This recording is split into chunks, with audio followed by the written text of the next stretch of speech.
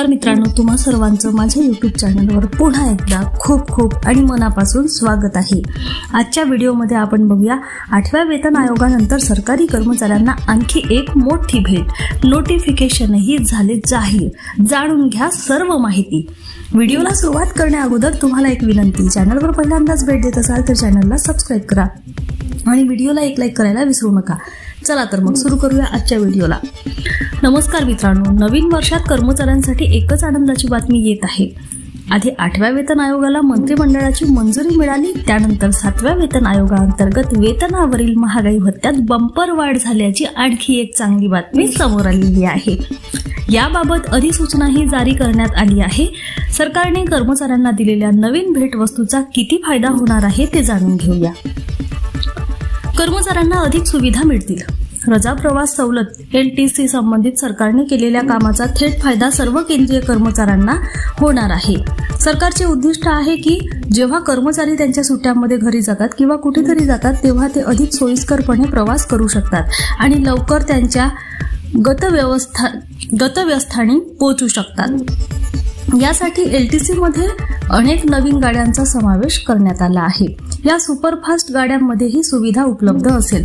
सरकारने कर्मचाऱ्यांसाठी LTC मध्ये नवीन गाड्यांचा समावेश केला आहे। यापूर्वी कर्मचाऱ्यांना त्यांच्या पात्रतेनुसार राजधानी, शताब्दी आणि दुरांतो या गाड्यांमध्ये प्रवास करण्यासाठी रजा प्रवास भत्ता मिळत असे।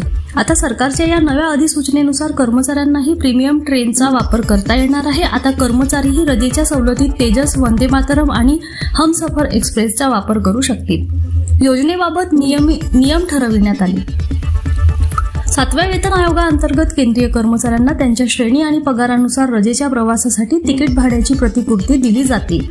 नवीन सुपरफास्ट गाड्या समाविष्ट करण्याचा निर्णय कार्मिक आणि प्रशिक्षण विभागाने अनेक सरकारी कार्यालय आणि कर्मचाऱ्यांच्या विनंतीवरून घेतलेला आहे। याबाबत DOPTने खर्च विभागाशीही चर्चा केली आहे। या संदर्भात नवीन नियमही ठरवण्यात आले आहे।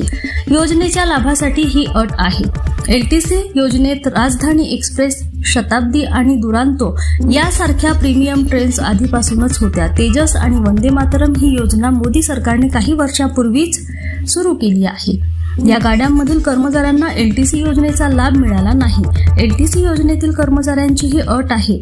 या अटीनुसार कर्मचारी 4 वर्षाच्या कालावधीत दोनदा सरकारकडून त्यांच्या घरी किंवा देशात कुठेही तिकीट भाड्याची प्रतिपूर्ती घेऊ शकतो। 2 वर्षातून एकदा वापरता येते। LTC योजनेनुसार सरकारी कर्मचाऱ्यांना सरकारकडून 2 पर्याय दिले जातात। प्रथम 4 वर्षात दोनदा तुमच्या घरी जाण्यासाठी तिकिटाच्या किमतीची परतफेड करा। ते प्रत्येक 2 वर्षाच्या कालावधीत विभागले गेले आहे। त्याच वेळी जर कर्मचाऱ्याला पहिल्या 2 वर्षात घरी जायचे असेल आणि दुसऱ्या 2 वर्षात कुटुंबासह सुट्टीवर जायचे असेल तर त्याला त्याच्या तिकीट भाड्याची परतफेड मिळू शकते। स्तरानुसार सुविधा उपलब्ध आहेत। कर्मचाऱ्यांना त्यांच्या स्तरानुसार LTC योजनेचा लाभ मिळतो। 12 आणि त्यावरील स्तरावरील सरकारी कर्मचारी वरील गाड्यांमध्ये एक्झिक्युटिव्ह चेअर कारमध्ये प्रवास करू शकतात। यामध्ये लांब पल्ल्यांचाही समावेश आहे। तर स्तर 6 ते 11 पर्यंतचे सरकारी कर्मचारी AC2 टियरमध्ये प्रवासाचा आनंद घेऊ शकतात। तर लेव्हल 5 आणि खालच्या स्तरावरील कर्मचारी S3 मध्ये प्रवासाचा आनंद घेऊ शकतात। धन्यवाद।